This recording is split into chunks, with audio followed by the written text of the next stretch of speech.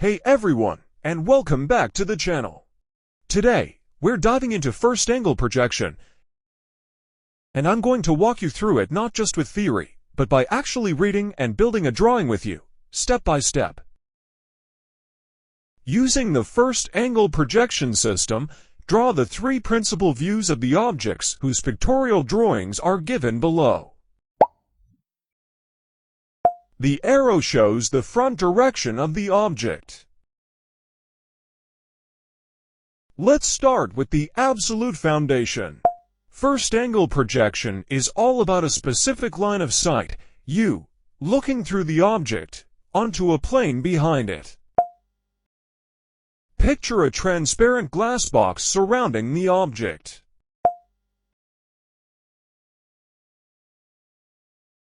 You are on the outside, and the walls of the box behind the object are your drawing surfaces. What you see projected onto those back walls is exactly what you draw on your paper. It's like your eye is a projector, and the object's shadow is cast onto a screen placed behind it. Now, this projection behind logic is the only rule that governs everything. It explains why the views end up in places that might seem backwards at first glance. We're going to see that in action right now. Let's begin with our main reference, the front view. Here it is, centered on our sheet. I can see a U-shaped feature at the top, sitting on two rectangular legs below it. The legs are 2x1 units.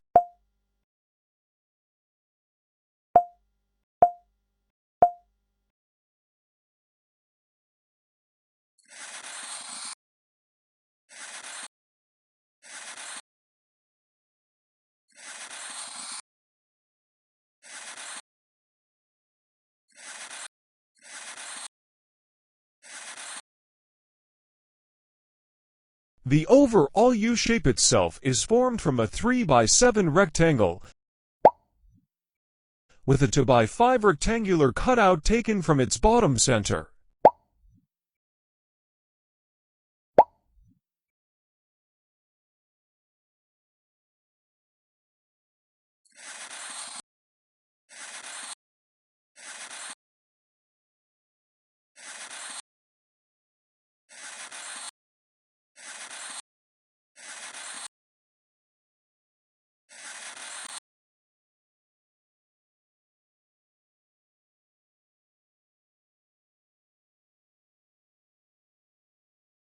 Now, look closely at this U-shape. See these dash lines? Those are hidden lines.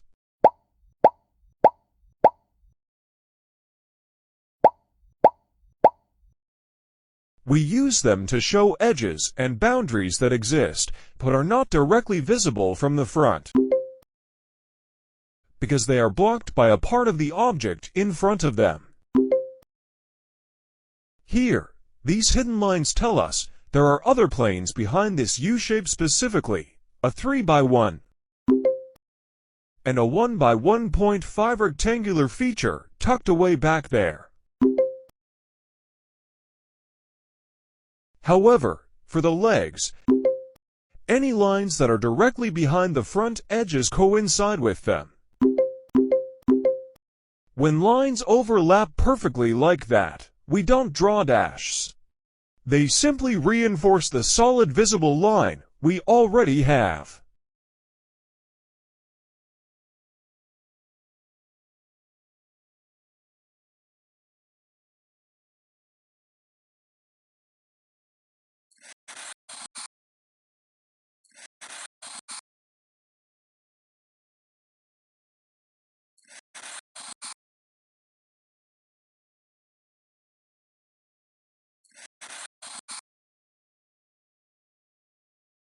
Without these dashed lines, we'd think the back was just empty space. Okay, now, how do we get the top view? We follow our rule. We imagine moving directly above the object and looking down through it. The image we see is projected onto the horizontal glass panel below the object.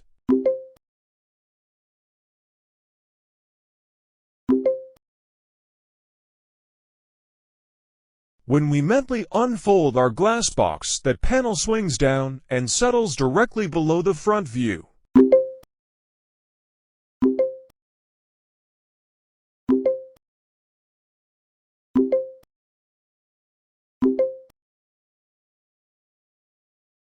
So, the top view always goes below. A crucial thing happens when we go from 3D to 2D.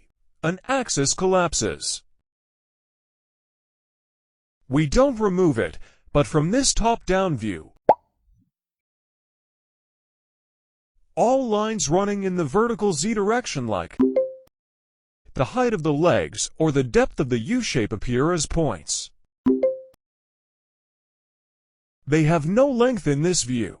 What we are left with are the shapes as seen from above, projected onto the X and Y axes. And again, we must ask our key question for every edge: is this line visible from directly above, or is it hidden behind a higher feature? Visible edges are solid lines. Edges on lower planes, blocked from our top-down sight, must be shown with dashed hidden lines if they don't coincide with another solid line. Therefore, a simple but powerful rule emerges. For a surface or an edge to be visible in the top view, it must primarily be defined by the X and Y axis. If a surface is purely vertical using only Z and X, or Z and Y, it will appear as a line in the top view.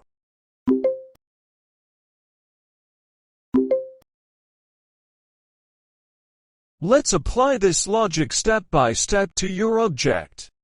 We will divide the top view into 3 main features and interrogate each one. Analyzing the features for the top view.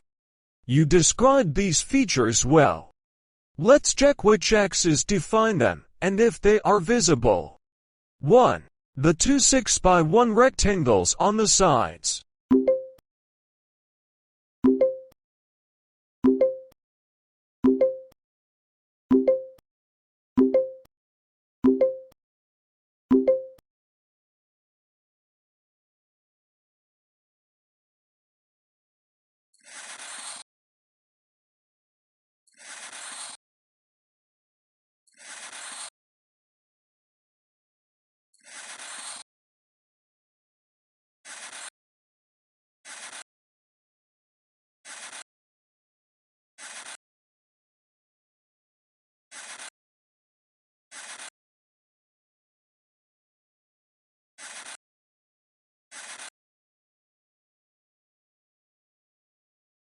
X is used. These rectangles are clearly defined by their length x-axis and width y-axis. Visibility check. Since they use X and Y, they form a visible horizontal plane. These will be drawn with solid lines in the top view. 2. The central 5x6 rectangle with a 3x4 rectangular hole. X is used. Again, the primary dimensions are length and width X and Y.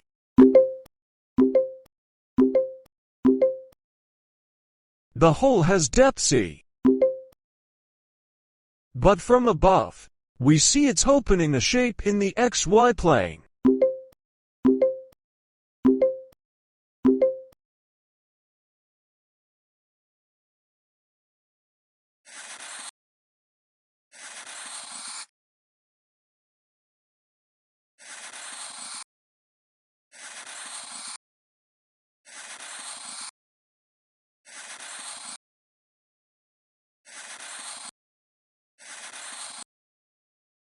There is a hidden plane visible from the top view that we need to represent using hidden lines.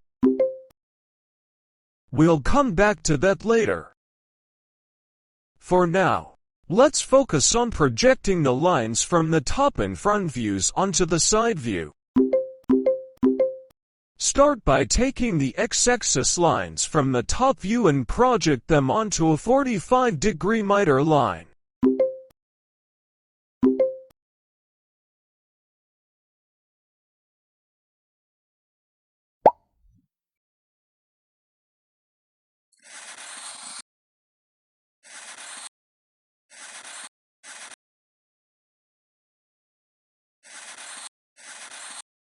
From there, carry these projections upward into the side view. After this step, what was originally the x-axis direction in the top view becomes the z-axis direction in the side view. Similarly, the x-axis lines from the front view, when projected over to the side view, become the y-axis lines.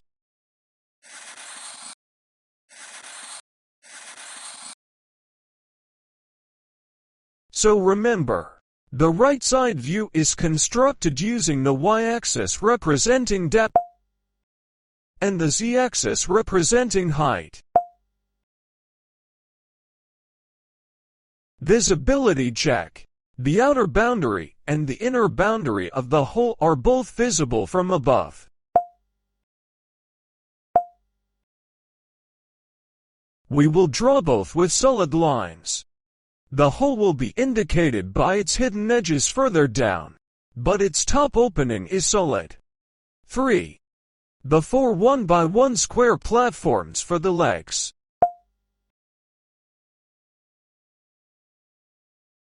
Axes used. Each square platform is also a horizontal surface, defined by x and y. Visibility check. Here is the critical thinking. Yes, they are horizontal and use x and y. So they want to be visible. However, are they the highest surface at their location? You correctly stated. The larger side and center rectangles lie above these small squares. The drafting rule. The edges of these lower squares are hidden behind the higher features. Therefore, we must ask for each edge. Is this specific line of the square coinciding with a solid line from a feature above it? Oh. If yes, you simply draw the solid line of the higher feature. Oh. If no, you must show the lower, hidden edge using the hidden line convention. A dashed line dash dash dash. You must show the lower, hidden edge using the hidden line convention.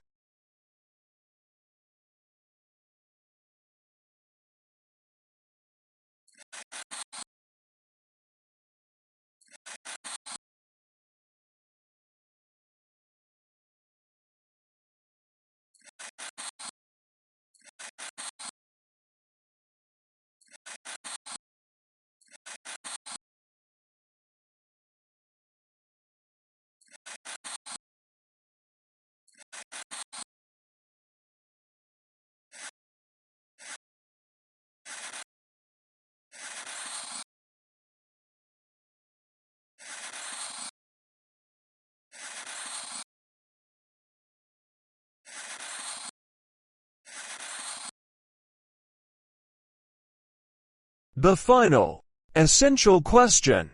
This is the question you must ask for every single line in your drawing. From the direction I am looking in this case, straight down. Is this edge visible to my eye? Or is it obscured by a solid part of the object that is closer to me? If it's visible, you draw a solid, continuous line.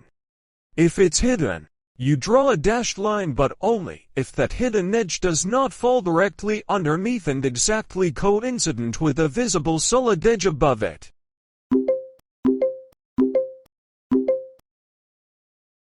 Finally, let's get the right side view. We go to the right of the object and look at it from that side. We are looking through it, projecting its silhouette onto the vertical glass panel to its left. When we unfold the box, that panel swings around and lands to the left of the front view. This is the golden key. The view is placed on the side opposite to your viewing direction. You looked from the right, so the view goes on the left. From this side direction, the axis that collapses into a point is the one running left to right, often the x-axis. Our view now shows the object's profile on the y and z axis.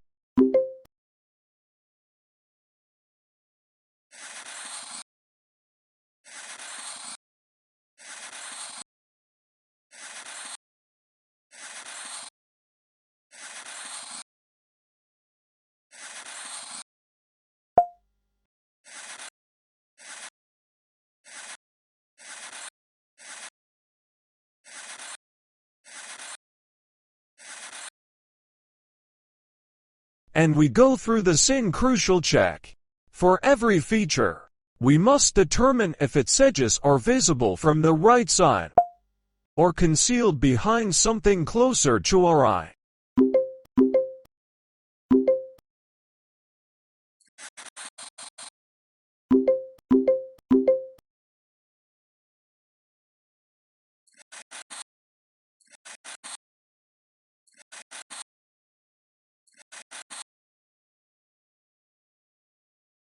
If an edge is hidden and doesn't overlap with a visible contour, we represent it with a dashed line.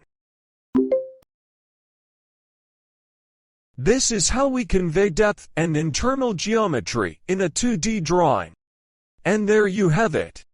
This system, used across Europe, Asia, and Africa, is built on that one simple, consistent rule of projection.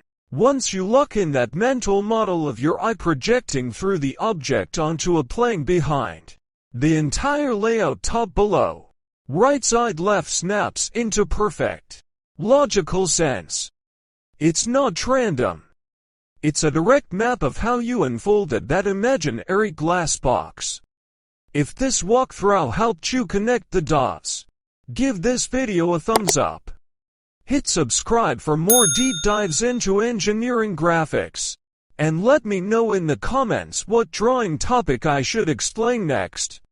Thanks for watching.